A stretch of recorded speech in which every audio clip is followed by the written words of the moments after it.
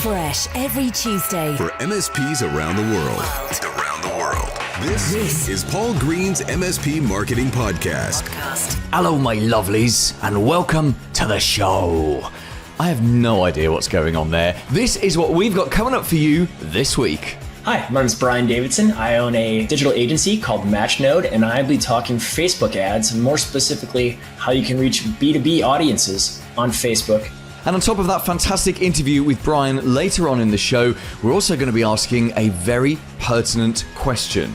Why aren't your clients terrified of cybercrime? Paul Green's MSP Marketing Podcast. You might be able to help me out in this first bit because I read something in a business or marketing book years and years ago. We're talking probably about 15 years ago. And often when I read really good books and I read sentences in them or things that just really reverberate with me, I kind of take that line and add it to the big pool, the big soup of things that are there in my head. And there's a specific line which I know came from a book. I know I didn't invent this myself, but can I remember which book it is? So here's how you may be able to help me.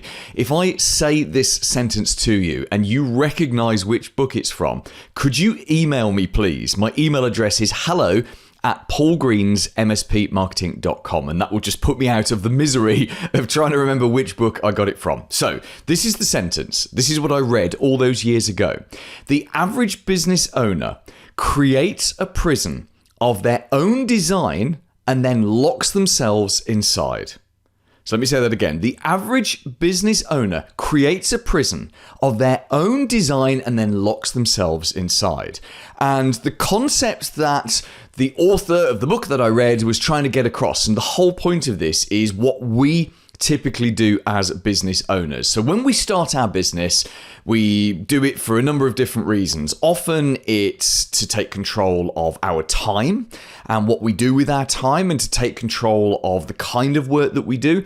Most people, not everyone, but most people start their business because they enjoy the work they're doing, but they don't particularly like doing it for someone else, or they don't like the way that someone else does it. So in starting their own business, when you started your own MSP, you got to pick your own vendors, your choice of vendors. You got to do things the way you want them to be do. You got to build your own systems. It was all about control. And control is a major reason that people start a business. Another reason, which can be a primary motivating factor as well, is of course to take control of your own personal income.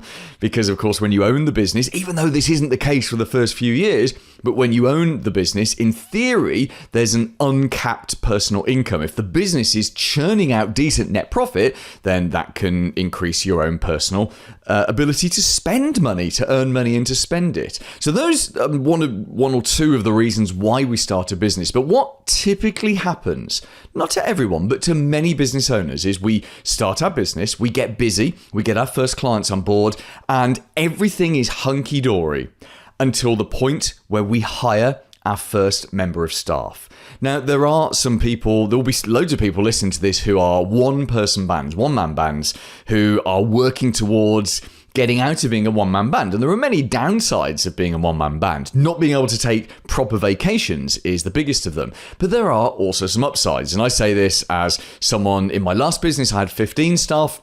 In our current business, we have 12, although it's a much more relaxed atmosphere, and we've got 12 really good adults who, they don't need management. So it's kind of a less stressful business. But back when I had 15 staff and they were all, like 17 years old, working in an office, running a marketing agency in my last business, that was stressful. And the second, you'll know this if you have staff yourself, the second you start adding staff into the mix, you lose a certain amount of the control that you enjoyed over the business. Now, yes, you gain a lot. We can't do this without staff. It's crazy to think that we can build a genuine business. A genuine business is a business that operates regardless of, or operates well. It thrives regardless of whether you are here or not. And we can't do that without staff, but it really does change things. And everyone goes through an appalling process whereby your first couple of members members of staff, it actually increases your already busy workload and you're running around doing even more work. And the crazy thing is that your staff are doing things their way. So you almost lose control over your business. And this is the start of the prison. When we talk about that phrase that business owners create a prison of their own design and then lock themselves inside, this is where it happens. And I have talked to hundreds and hundreds and hundreds of MSPs who've got 2 or 3 years down the line and they've got 5, 6, 7 staff and they do feel like they're trapped in the prison. They are trapped doing work in the business they don't really want to do. They've fallen out of love with the business to a certain extent because the business doesn't do things the way they want it to be done. Essentially, they've ended up with a business that they don't love that's kind of operating in a way they don't want it to, run by staff doing things their own way. And of course, the staff do things their own way because we sometimes, as business owners, we don't tell them what we want them to do and we don't tell them how we want them to do it. And then we get really annoyed with them when they don't do it in the way that we want them to do it and we don't do what we want them to do. So we haven't told them, but then we get annoyed when they don't do it. It's kind of crazy, isn't it? If you were to actually write that down, it just looks insane if it's on a piece of paper. But this is where the prison comes from.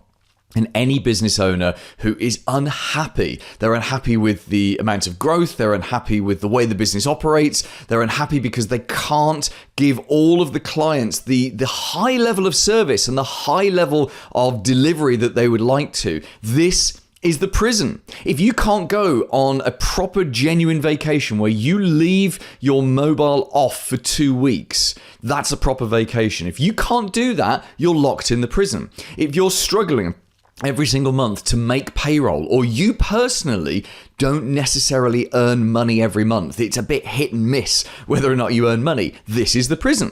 And it's a prison of your own design that you are now locked inside. Now, getting you out of that prison, if only it was as simple as popping a key in a cake and giving it to you, it kind of can be, because I've got 3 areas that I suggest you focus on. And I'm going to give a caveat to these, which is the whole point of this is you're locked in a prison of your own design. So you will be locked, if this is you, you'll be locked in your business and your business will have a particular set of circumstances that keep you locked inside. But typically what I find is if you examine one of the 3 areas I'm about to talk about, then somewhere in there, if not a key, there's something which can help you get closer to understanding how the lock works on the door and how you can start to find the key to unlock yourself from the prison. So the 3 areas that I want to look at are personal time. It's taking control of your personal time. It's taking control of the business, and then it's being a marketer rather than being the owner. Let me explain each of those in order. So the first of those is to take control of your personal time. You cannot grow the business and turn the business into something that you are so proud of at a deep emotional level that you could just kiss it and hug your business. You can't do that without taking control of your own personal time. It's about making sure that you've got time and space to work on the business and quality time to work on the business. You know, grabbing snatches of 15 minutes here, 20 minutes there at 8 or 9 in the evening to work on the business, that's no good at all. You know, the most successful business owners, you listen back to the last 180 episodes of this podcast and you'll hear lots of successful people, and they have got there by finding lots of time and creating lots of space to work on the business, and it's quality time and quality space. So you've got to take control of your own personal time. And that means mostly looking at what are you doing that somebody else, anybody else could do on your behalf. There's a phrase I've used many times in this podcast. You should only do what only you can do. And I'm going to say that again because it's so important. You should only do what only you can do. Everything else, you DOA it, you delegate it, or you outsource it, or you automate it. Now, this doesn't happen overnight, but it can start with one thing a week. What's one job? In fact, if you're on your way to work now, or if it's the sort of early on in the day, today, what's one job you do today that someone else could do for you? If it's later in the day, but tomorrow, you've got to ask yourself this question tomorrow morning. What's something that you have to do today that someone else could do for you. Maybe it's an admin thing, maybe it's something to do with invoicing, maybe it's a low-level tech thing. There are always ways to find other people to do it. And the trick for you is to get as much off your plate as possible so you can focus on the really important job, which is focusing on the business, growing the business, marketing, getting new clients, upselling existing clients, etc., etc. So that's the first part, is you've got to take control of your own personal time. But the second part is you've got to take control of the business. And this is about conquering the chaos. This is about telling your staff what you want them to do and telling your staff how you want them to do it. And this is really about systems. Systems are awesome. Systems don't remove creativity. They don't remove people's ability to make decisions. If anything, it's the complete opposite. When you have a system, it sets a boundary. It says, right, I want you to do things within this boundary, please. You just got to follow this system and you can make your own decisions, because this system is how I want this business to run for this reason, whatever that reason might be. So you've got to, as part of it, and this is why you need time and space to do this, you've got to look at every part of your business and apply a system to it. Right down to, how do we answer the phone? How do we log a ticket? How do we communicate to our clients that we are on it, that we understand your problem, that we are working towards a fix, even if we don't have an ETA for that fix? Communication can be systemized. Everything can be systemized. You may already have systemized some of the actual technical work. You may have documentation for setting up a new user or doing a password change or something like that. And if you don't, that's certainly a good place to start with systems. My experience of many, not all, but many MSPs is you systemize the actual technical work, certainly the lower level technical work, but you never systemize anything else, the things that actually make a difference. If someone asks you to do something, if a client asks you to do something, and they don't hear anything for 3 hours, there is a certain amount of friction, annoyance that builds in, because they're thinking, if these guys even pick this up? Whereas actually you're hard at work on it. It's just you don't have a system. You don't have a method of telling your clients, we're working on it, we're going to check in with you every hour and let you know what our progress is, or whatever your system is. The actual system is down to you. The point being that a system to communicate with clients is way more important than the system to actually get the work done. It doesn't matter if it takes you 2 hours to do a really simple job, so long as you're communicating that really well to the client. Yeah, because it's the customer service that makes them feel good or bad, not the actual fix itself. They don't know that a password reset's probably a bad idea, but they don't know that adding a new user takes 4 minutes. Right? They're sure it doesn't take that long, but if it takes you 30 minutes or 60 minutes, because you're doing other things first, it's all about the communication. So the first thing was to take control of your own personal time. The second thing was to take control of the business through systems. There's a third thing. And remember, this isn't going to fix everything. This isn't going to get everyone out of their prison. But these are 3 areas that are certainly worth looking at. That third thing is, instead of being the owner of the MSP or the manager of the MSP, be the marketer of the MSP. So what I mean by that is your job really, once you've moved yourself away from basic tech, that you're not on the help desk, perhaps your third line, that's okay, but you're the driver and the grower of the business. At this point, focusing on marketing above all else is the right thing to do, because marketing, don't forget, it brings you new clients in, it keeps your existing clients, and it gets your existing clients to spend more. Well, those are the only 3 ways to grow your business. You get more new clients, you get them to buy from you more often, and you get them to spend more every time they buy. And if you as the leader are focused, I mean, like we're talking 80% of your time, that should be a target to work towards. 80% of your time is spent on those 3 activities. Suddenly your MSP will see crazy growth, really crazy growth, because you are a focused and determined action-taking leader who's just focused on the right things. So please take control of your own personal time, take control of the business, and be a marketer rather than just being an owner. It's the marketers who really do get ahead of all the competition. If you are locked in that prison, please do drop me an email as well. You've got my email address now. It's hello@paulgreensmspmarketing.com. If you wanted to drop me a line and tell me about the specific prison that you are locked in, I'll be more than happy to give you my advice over email. Here's this week's Clever idea. Why don't your clients take cybersecurity more seriously? Have you ever wondered that?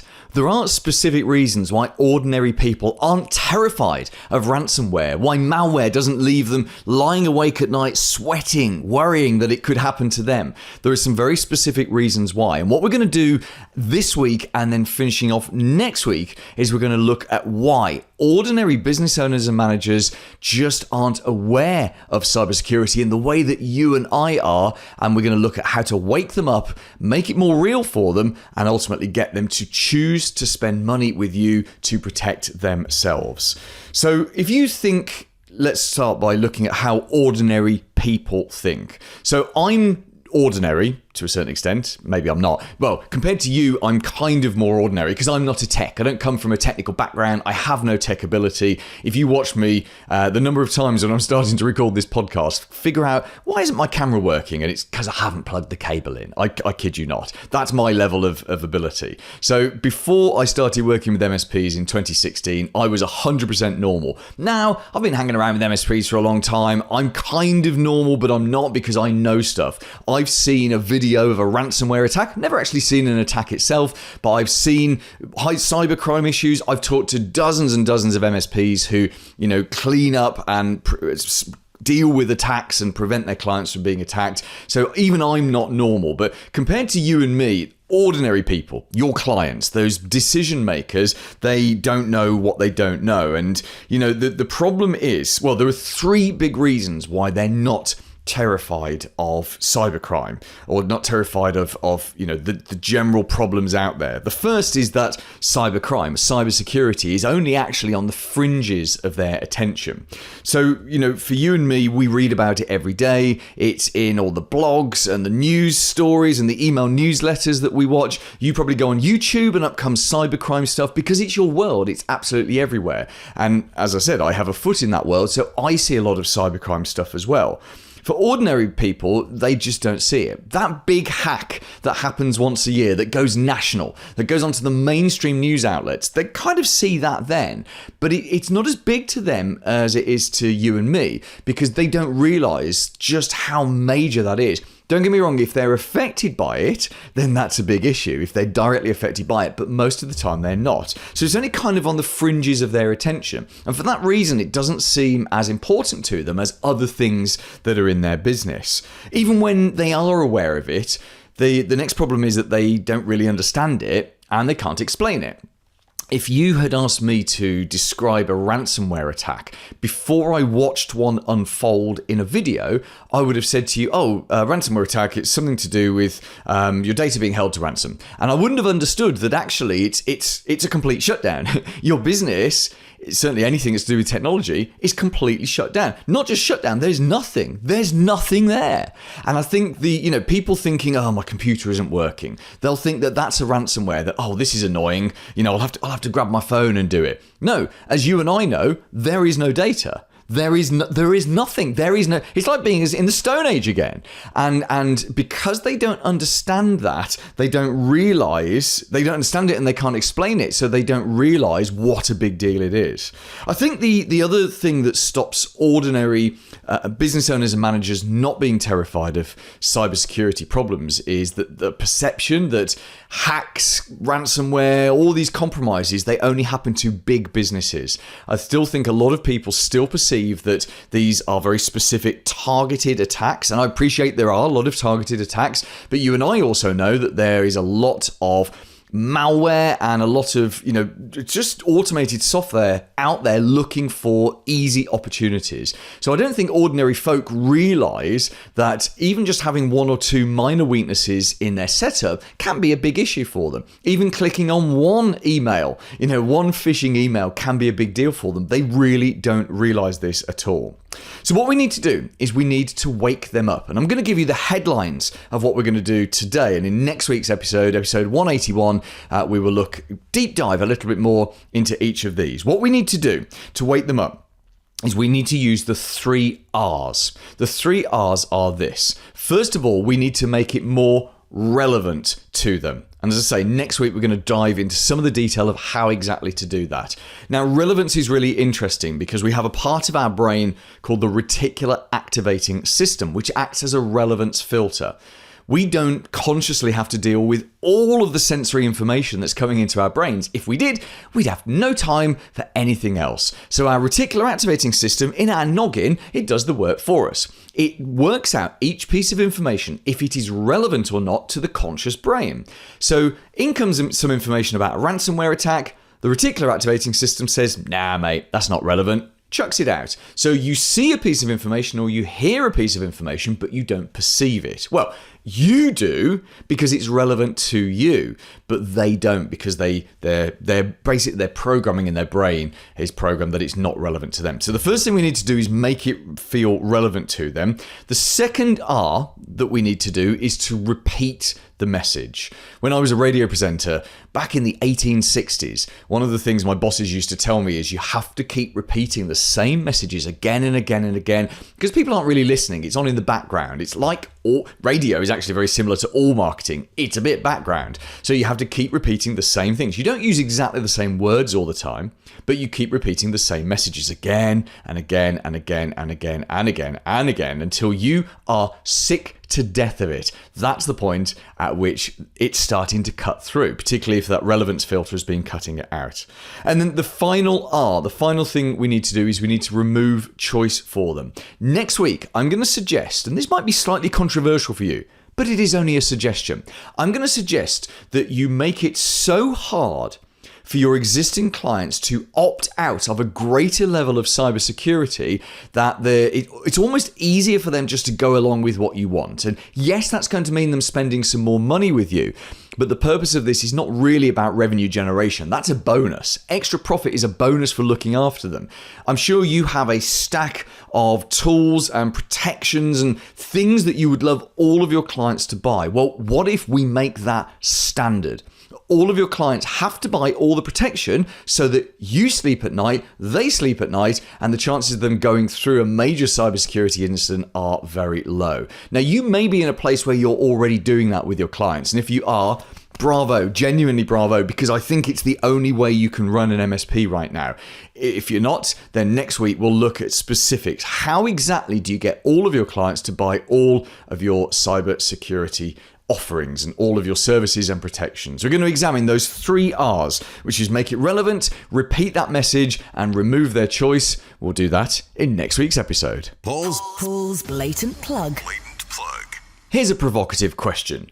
Are you a serious MSP owner? Are you ambitious and determined to grow your business regardless of all the things that are getting in your way? You know, I said earlier on in the podcast that one of the things you need to do is be a marketer of your MSP business. Well, I can help you directly, and I have lots and lots of different things I do with MSPs, but one of our most popular things right now is this.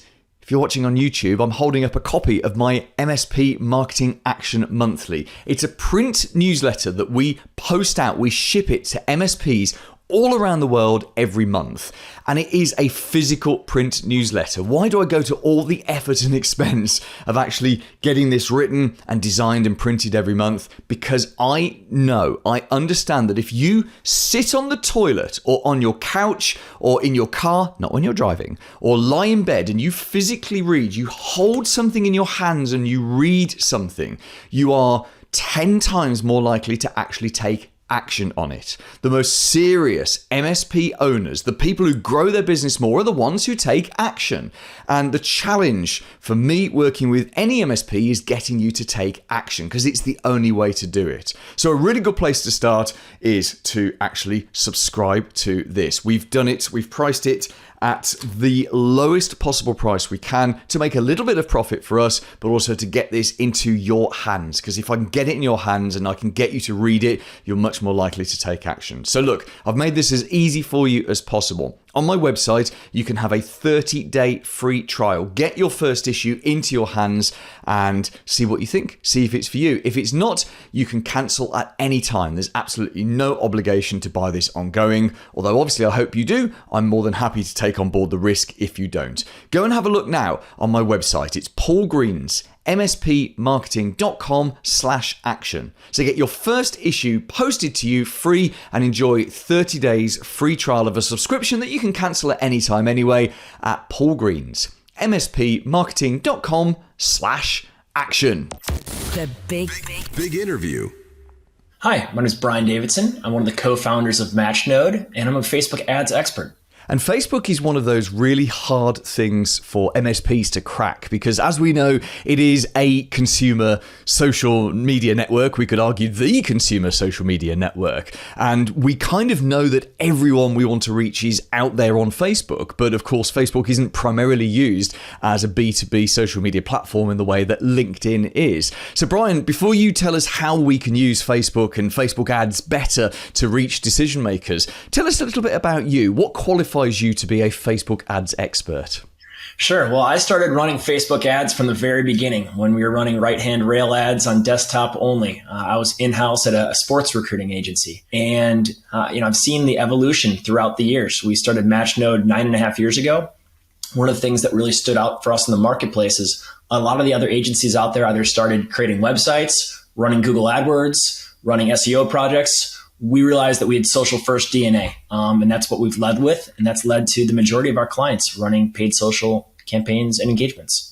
So essentially, Facebook is baked right into everything that you do. I mean, you talked there, and it's funny, as you said about on desktop only with the adverts down the right-hand side, I had an instant memory flash of what Facebook used to be years and years ago. So for you, who's kind of been right there, in Facebook every single day, it must be fascinating for you, over the years, watching as Facebook has completely changed. It's actually one of the things I love most about the platform is how quickly it changes. It can be frustrating at times, for sure. And we get thrown for loops as things change that are outside of our control. But I love seeing the evolution that really it does happen on a monthly, weekly, sometimes daily basis. It's interesting that sometimes my teammates will log into Facebook Ads Manager and have a completely different view than what I'm seeing, because new features are always being rolled out in different ways across different accounts and across different users. Yeah, and you look at the money that Mark Zuckerberg's sinking into the metaverse, its research in the metaverse, you can see that Facebook is, or Meta, as the company is now, is absolutely wants to be a major player for the next 20, 30 years. Absolutely fascinating. So I do think these days in 2023, many people have a love-hate relationship with Facebook. I hate Facebook for the randomness and the negative stuff that I see in front of it, but I love it as a communication tool. I use it. I run a Facebook group for MSPs in general. I run one for our members of our MSP Marketing Edge service. So Facebook has some incredible tools, but it obviously has a lot of negativity as well. Sure. From a B2B point of view, how do you see, or what kind of usage change have you seen in the way that you can reach decision makers over the last 5 years or so? I think it's interesting to look at it from two different angles. Like, one, you can see these different products within Facebook becoming more and more popular for different people in different stages in their life. So you mentioned groups might be very, very powerful for MSPs. WhatsApp might be very powerful for MSPs. Facebook Messenger, Instagram, Facebook proper. All these different little features can be exploited in, I think, a little bit different ways that can be very beneficial for MSPs. And I think more importantly, the engagement on those different features creates more opportunities for advertising placements. For instance, within groups or marketplace, very targeted ads could be placed that would make a lot of sense for MSPs. But is it possible to reach decision makers, so ordinary business owners and managers, just using Facebook? Absolutely. So I run a very large advertising account that is targeted to business owners for actually business loans for a very large financial institution. So we are strictly targeting business owners with over $200,000 in revenue. And we spend thousands of dollars a day on that account very profitably, reaching business owners. So it absolutely is possible. You really need to adjust your tactics to the platform to find the right audience. So let's talk a little bit about those tactics. So your average MSP listening to this is typically marketing in a geographical area. They can serve people anywhere because of the beauties of remote access, but typically they're marketing within their area, often because the sales process requires going out to meet people. Sometimes they'll have a niche as well or some kind of vertical. What recommendations would you make of how to get started on Facebook ads? Well, the first thing I would say is I think about two different categories. One, I would look at retargeting audiences and custom audiences in one category. To the degree that you can get as much first-party data on your intended target, as well as retargeting audiences that you developed through all of your other marketing activities, I would look at those in one bucket as far as Facebook ads. That's probably a lower spend budget, very, very targeted ads, very, very targeted copy and imagery. And ideally, that's your bottom of the funnel best audience. But it probably is going to spend very little amount to make sure your frequency, i.e. the amount of times you're seeing an ad, doesn't get too high. The second bucket, I would try to be as broad as possible, but be realistic with it. If you can only run in X amount of area geographically, don't necessarily limit yourself by picking, let's say, the top 5 zip codes that you might think have the highest GDP, for instance. Try to be as broad as targeting in your prospecting, but realistically. And then secondly, while you're targeting more broadly, make sure that your actual ad and the creative is aimed as tightly as possible at the specific audience you're trying to reach, and let the algorithm actually find those specific people, because it absolutely is reading your copy. It's reading your video. It's reading your image and trying to learn who is best served on the opposite side of that ad. So I would say target broadly, message tightly. Okay. And I'm going to come back onto messaging in a second. You mentioned a couple of things a second ago, and I want to make sure that everyone who's listening to this understands everything. You mentioned retargeting, which many people will be familiar with, but can you explain it anyway? And can you also explain what a custom audience is? So a custom audience is an audience defined in Facebook, either through email, phone number, page visited on a website, amount of video that someone has watched. It can be any sort of defined audience within a variable that you feed into Facebook. So it could either be on platform, meaning you watched X video or you clicked on X ad in the past, or it could be data that you feed back into Facebook. For instance, again, emails or phone numbers, unique signifiers of specific people that you want to target. So that's a custom audience. As far as retargeting audience, it's done through the Facebook pixel. That's gotten a lot harder post iOS 14.5 update, and that people that opt out are naturally no longer within your retargeting audience. So you're going to have to be using your desktop audience. However, for MSPs, probably a lot of your traffic is still coming from the desktop. That B2B audience is still searching via desktop. So setting that pixel onto your website and feeding that data back into Facebook/Meta for ad targeting. Yeah, that makes perfect sense. That's some good suggestions. Now, let's just come finally onto the messaging. And one of the hardest things doing marketing with MSPs is that the things that are really important to MSPs, their end clients don't perceive them to be so important. So, for example, ransomware. So, Brian, you're not a technical guy. You're not an MSP. So you hear the word in fact, it'd be interesting. When I say ransomware to you, what do you know about ransomware? I think of security. I think of some stocks that I own, but it doesn't really play a role in my day-to-day. Just as a research exercise, because this will be a fascinating thing for the podcast, can you tell me what ransomware is? I couldn't, not in a way that would sound good to your audience. Okay, and that's exactly the issue that MSPs have. In fact, I think that's going to be a question I'm going to ask all non-technical people who come on this show this year. So the average business owner or manager, has exactly the same issue that you have. That they don't really know what ransomware is. They can't describe it. They don't know the horrors of it. And obviously, most MSPs do because they've seen it or they've had to deal with that. Ransomware is only one small part of the overall security issues, and there are so many things which are actually really important to MSPs, which just the perception from the end clients is it's not important until they get hit with something, and then it's an issue. So tell me if I'm right. Ransomware protects you against your IT being essentially stolen and ransomed against. Am I correct?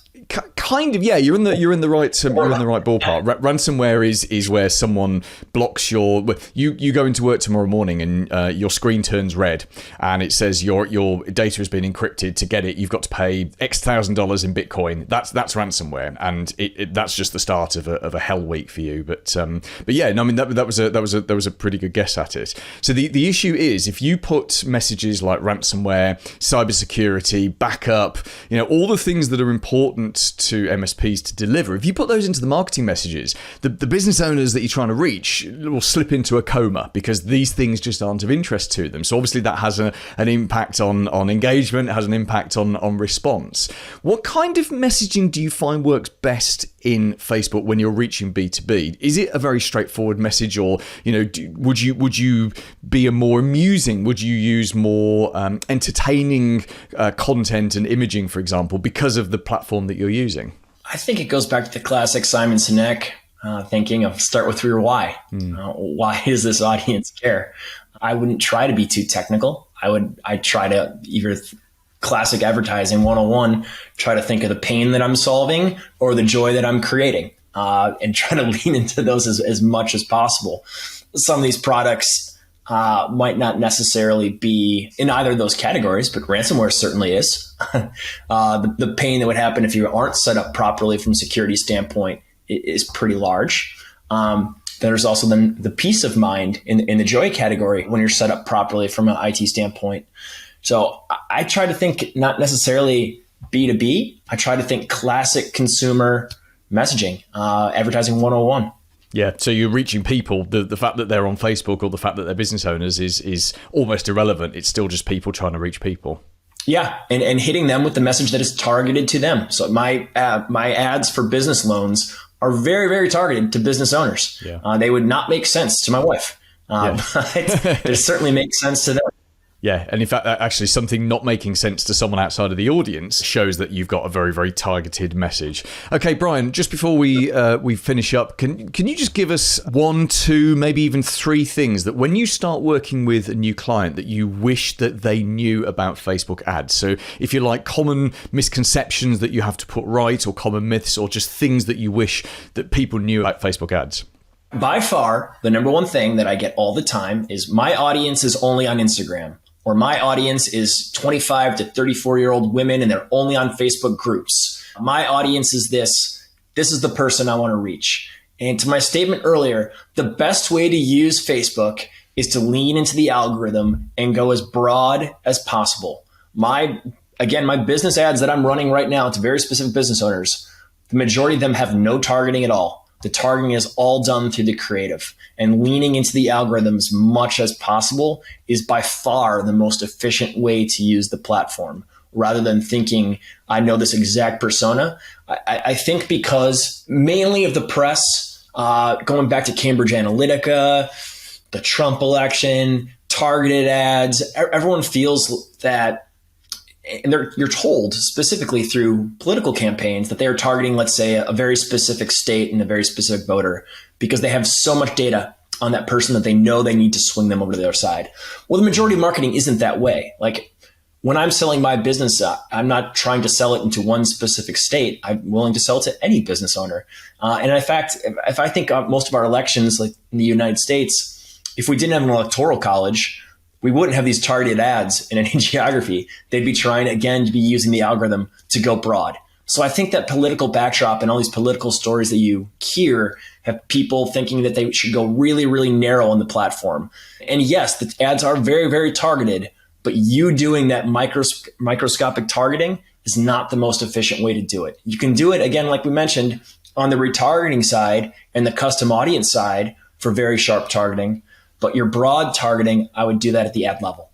Okay, wonderful. Thank you, Brian, for giving us your time to appear on the show. Tell us briefly what your business does. Just remind us of that and tell us how we can get in touch with you. We're Matchnode. We are a digital ad agency. We've been at it for 9.5 years. We primarily help B2C businesses reach their consumers on both paid social, organic social, and Google Ads. And how can we get in touch with you? Just visit our website at matchnode.com, MATCHNODE. Paul Green's MSP Marketing Podcast. This week's recommended book. Hey, it's Jason Kemsley from Uptime Solutions, and the book that I would recommend is Scale or Fail. Now, as a team, everything that you do decides on how explosive your growth is or how your growth doesn't exist. Building a business to scale is the foundations to a successful business, even if you don't want to exit or sell. So have a read, see what you can do starting from people to process and then scaling and repeating, and see if you can scale and hopefully not fail. Coming up next week. What's up, everybody? I'm Justin Escar from the Virtual Consulting Group, and join me next week where we talk about how a small business like yours can acquire other MSPs. Whichever platform you are listening to or watching this podcast right now, please do subscribe so you never miss a new episode. Or if you're on YouTube as well, make sure you hit that little notification bell. Because on top of that interview with Justin next week, we're going to be finishing off what we started this week about why your clients are terrified of cybercrime and what you can do about it. And I'm also going to ask you another provocative question. Have you ever sat down and worked out how much profit you make per client per hour? We'll have a look at how you do that next week. Don't forget, we have a ton of extra content at youtube.com/MSP Marketing. Join me next Tuesday and have a very profitable week in your MSP. Made in the UK. For MSPs around the world. Paul Green's MSP Marketing Podcast.